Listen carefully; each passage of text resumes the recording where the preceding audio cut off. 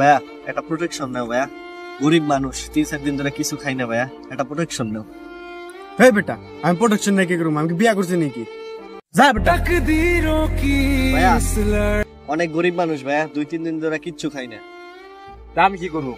আমি প্রোটেকশন আনছি, একটা প্রোটেকশন কিনো আমার কাছে। প্রোটেকশন তো নিমু, নিয়ে তরে সবার আগে পুটকি মারবো।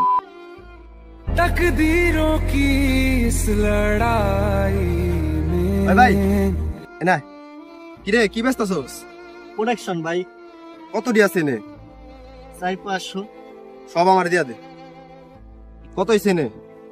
এনে 400-500 আছে, 2000 টাকা।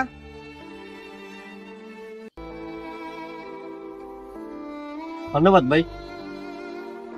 ওই ভাই একটা কথা ছিল, এতগুলা প্রোটেকশন নিয়ে আপনি কি করবেন?